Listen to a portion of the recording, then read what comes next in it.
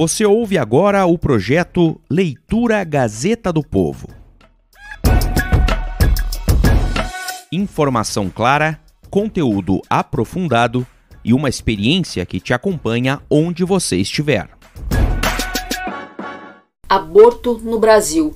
10 respostas fundamentais que você precisa saber. Reportagem de Jocelaine Santos, publicada pela Gazeta do Povo em 17 de setembro de 2021. Diversas pesquisas de opinião mostraram que a maioria da população brasileira é contrária ao aborto. Um levantamento feito em janeiro de 2021, por exemplo, pelo Paraná Pesquisas, mostra que 79% da população é contrária à legalização do aborto. Ainda assim, de tempos em tempos, o assunto volta à tona, causando dúvidas e incertezas. Por isso, separamos 10 perguntas e respostas fundamentais sobre o aborto no Brasil.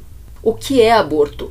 Aborto ocorre quando a gravidez termina abruptamente, antes de o bebê ter condições de nascer. De acordo com o Ministério da Saúde, é definido como aborto a interrupção da gravidez antes de se completar 22 semanas de gestação ou pesando menos de 500 gramas. O aborto pode ser espontâneo quando alguma condição de saúde faz com que o desenvolvimento do bebê seja interrompido e expulso do corpo da mãe. Acidental, que ocorre também de forma involuntária, resultante de um incidente ou trauma vivenciado pela gestante ou provocado. Nesse último caso, há a morte proposital da criança ainda no ventre da mãe, por meio do uso de medicamentos, substâncias ou procedimentos cirúrgicos. Como o aborto é feito? Uma das formas mais comuns de aborto é por meio do uso de medicamentos como o misoprostol, administrado via oral ou aplicado diretamente na vagina da mulher. A substância provoca fortes contrações uterinas, o que leva a sangramentos uterinos, matando e expulsando o feto. A duração total do procedimento pode variar de algumas horas até dias. Já no procedimento cirúrgico, a mulher é sedada ou anestesiada, tem o colo do útero aberto e um tubo de vácuo é induzido no útero para remover o feto e a placenta por meio de sucção. Pode ser também utilizado um instrumento afiado para cortar o material, incluindo o bebê em formação, em partes menores para facilitar a sucção. Outra forma é a raspagem do útero, com o uso de um instrumento metálico manuseado pelo médico. O feto é apenas parte do corpo da mãe? Não. A partir do momento da concepção, forma-se um outro ser geneticamente único, distinto de seus genitores. Durante a gravidez, o feto se desenvolve dentro do corpo da mulher, mas não faz parte dele. Antes e depois da gravidez, o corpo da mulher terá os mesmos órgãos e tecidos, mas dentro do ventre dela é gerado um novo ser com constituição física própria. O aborto é permitido no Brasil? Existe o chamado aborto legal? A resposta é não para as duas perguntas. A interrupção proposital da gravidez no Brasil é crime. Segundo o Código Penal brasileiro, o aborto está incluído nos crimes contra a pessoa e contra a vida.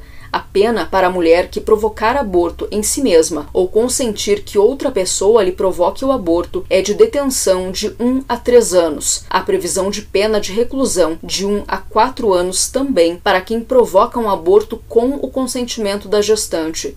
Já se o aborto é provocado sem o consentimento da mulher ou se a gestante é menor de 14 anos, possui alguma deficiência intelectual ou consentiu com o aborto mediante fraude, ameaça ou violência, a pena é de 3 a 10 anos de reclusão.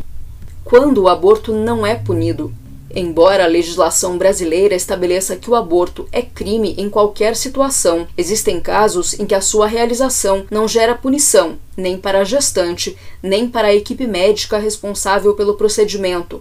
São as chamadas escusas absolutórias, motivos que excluem a pena de um determinado crime. No caso da interrupção da gravidez, o Código Penal brasileiro prevê que não haverá punição somente se o prosseguimento da gravidez implicar em risco a vida da gestante e nos casos de gravidez resultante de estupro, em que a mulher manifesta a vontade de interromper a gestação. Em 2012, o Supremo Tribunal Federal também considerou que o aborto em casos de anencefalia do bebê não deve ser passível de punição.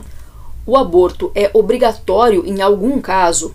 Não, a mulher não é obrigada a decidir pelo aborto em nenhuma circunstância, e isso inclui os 3 casos em que o aborto não é punido, nos quais a realização do procedimento depende da vontade e consentimento da gestante ou, no caso de incapacidade dela, de seu responsável legal. Se não houver consentimento, os responsáveis pelo procedimento podem ser punidos criminalmente. Por outro lado, médicos e enfermeiros também não podem ser obrigados a realizar um aborto. Trata-se da chamada objeção de consciência, ou seja, quando o médico entende que o procedimento é contrário aos seus posicionamentos morais ou ideológicos. Essa cláusula só não pode ser usada quando se trata de atendimento de emergência ou quando não há outro médico disponível para realizar o procedimento.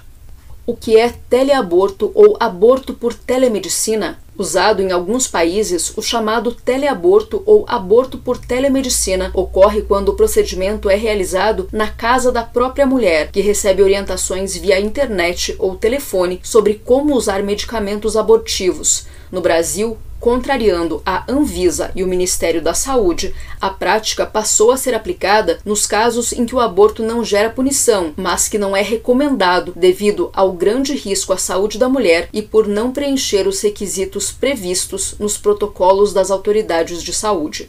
O aborto medicamentoso é um procedimento simples? Não.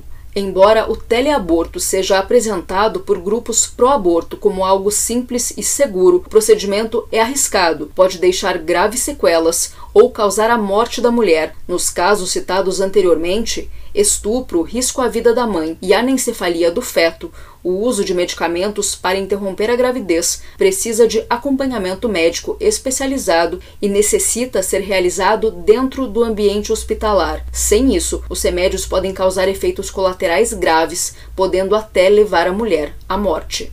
O aborto é a solução em caso de gravidez indesejada? Não. O aborto não pode ser feito em casos de gravidez não planejada ou indesejada que não se enquadrem dentro das já citadas escusas absolutórias, mas isso não significa que a mulher terá que ficar com a criança após o parto.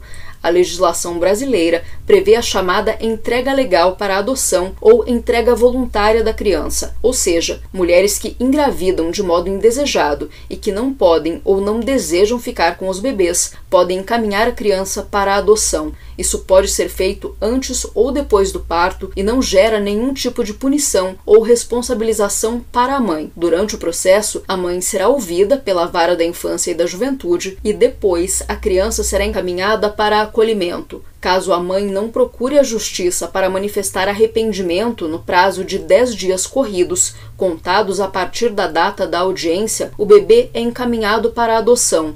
Os adotantes serão pessoa ou casal inscrito no Sistema Nacional de Adoção e Acolhimento. Uma vez que a criança é encaminhada para a adoção, a pessoa que a entregou voluntariamente não pode mais ter contato ou obter informações sobre ela.